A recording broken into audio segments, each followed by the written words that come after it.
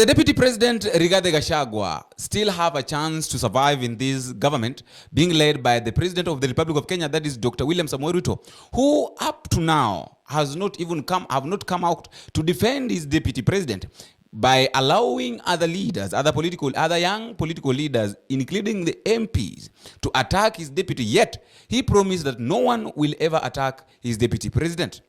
Mimi wananidharau, wananiita villager, wanasema sijasoma, wanasema sijui kuvaa, lakini mimi si mjinga.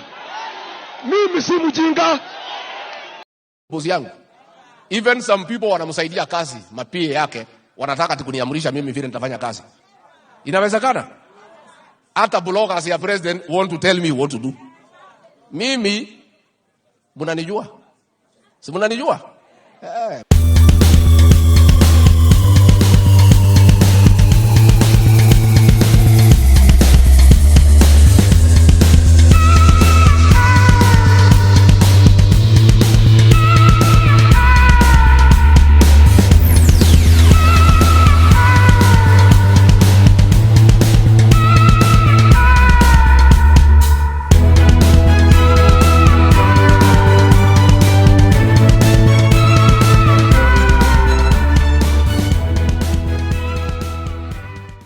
Welcome back to Havana Media. My name is Bombshell, and as usual, I'm going to be your host for today.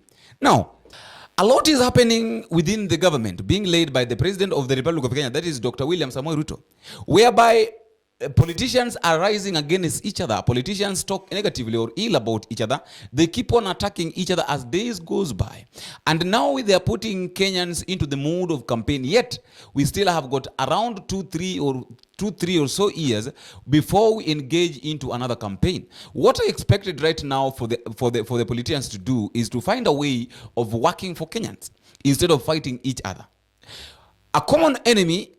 All these leaders are fighting one person, and the common enemy right now here is Rigathi Gachagua, the deputy president. Why? Simply because the deputy president is saying what is in his mind. He's saying the truth. As we know, that the deputy president normally says that he's a truthful man, and because of his truthfulness right now is what is making him to be attacked. How will Rigathi Gachagua find his way out? I know things are tough right now, and the common enemy right now of the government is Rigathi Gachagua, because every place everyone is attacking Rigathi Gachagua. But the big question is, how will Rigathi Gachagua find his way out? But I think I have got some of the reasons, some of the ways that Rigathi Gachagua can use to find his way out.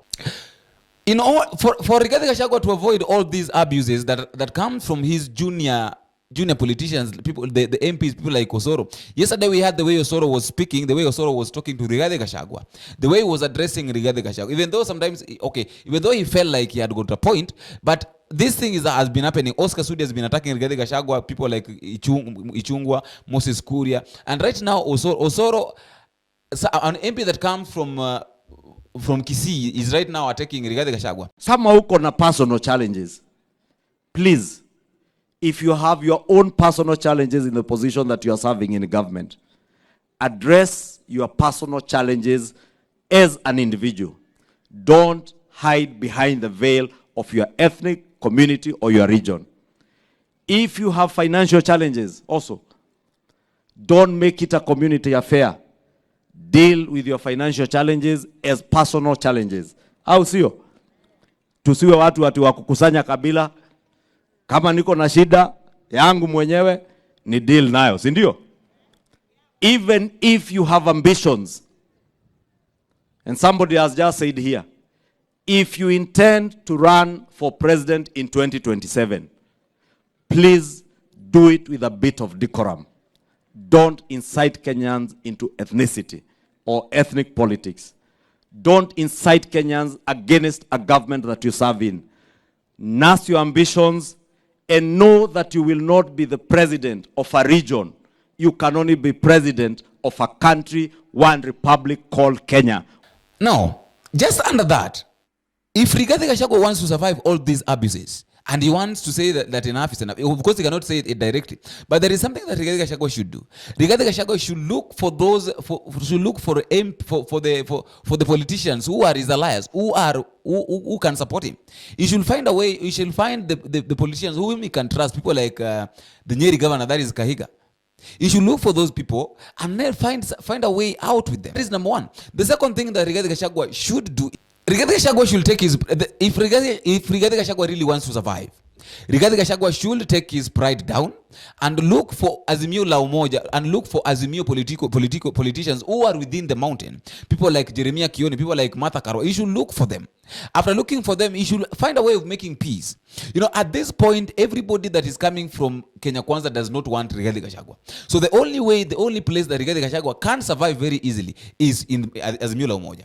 And for him to survive, he must make peace with these people. He must look for people like Jeremiah Kioni and ask for forgiveness. People like Martha Karua and ask for forgiveness. After asking for forgiveness, these people will mobilize other people, and then it will be seen like now Rigathi Gachagua, because right now he has come back to his senses. For him to survive all this, he must bend down. He must go to the people, the Azimio la Umoja. I'm not saying that it's a must, but this is the only way out. This is my opinion on the only way out of Rigathi Gachagua. He should look for the people like Jeremiah Kioni. He should look for people like Martha Karua. In short, he should look for the Azimio la Umoja politicians who are within the mountain, ask them for forgiveness, because he talked about them. He talked ill about them. He said all the kind of, he abused them. So for him now to survive again, he must look for these people. He must ask them for forgiveness. And if they accept to forgive him, then he find a way of working with them in order to survive this. The last thing that Rigathi Gachagua must do in order to survive politics in this country. We know very well that right now Rigathi Gachagua is working on how he can bring the unity within the mountain.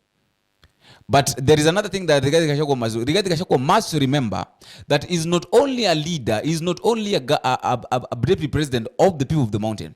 He is the deputy president of the whole country.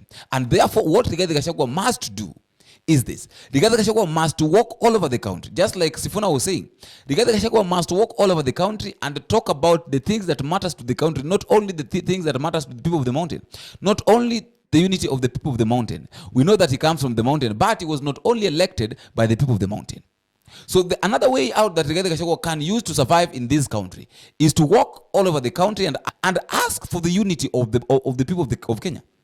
He must go to Western, he must go to Nyanza, he must go to Coastal and speak the same language. Let him not speak the one language in Central, and then when he go to Nyanza, he speak another language. When he goes to Western, he speaks another language. Because everybody right now is against Rigathi Gachagua. And for Rigathi Gachagua to survive, he must now engage the citizens. As he normally say, as he says, as he was saying that he's a villager, and the people of the country matters, and he listened to what the ground says. Mimi sina sauti katika hii Kenya. Mimi ni mtu ya kusikiza ground. Mimi nasikiza ground. Ukisikia kitu ninasema, ni ile ground inafanya nini? Ground to listen to Rigathi Gachagua. Rigathi Gachagua must know that he does not only need to focus on the ground of Mount Kenya. He also needs to focus on the ground that comes from Nyanza, the ground that comes from Coastal, the ground that comes from Western too. So that he can listen, he can know what the ground says. Because, okay, right now the ground is saying that they are tired with William Ruto. But how will he know that the ground is tired with William Ruto and might need to support him if he is not going there? That is the biggest question, and that is the biggest problem. Listen to listen to what Sifuna said yesterday when he was at Ojienda Mother's funeral. Thoughts. I also like to listen to your thoughts at the comment section. Gachagua'S way out, and can he survive this wave that is now going through? Because no one wants to listen to Rigathi Gachagua within the government. The only people that want to listen to Rigathi Gachagua are the people that are outside the government. My biggest question is, what is the only way, or what is the way that Rigathi Gachagua can use to survive in this government?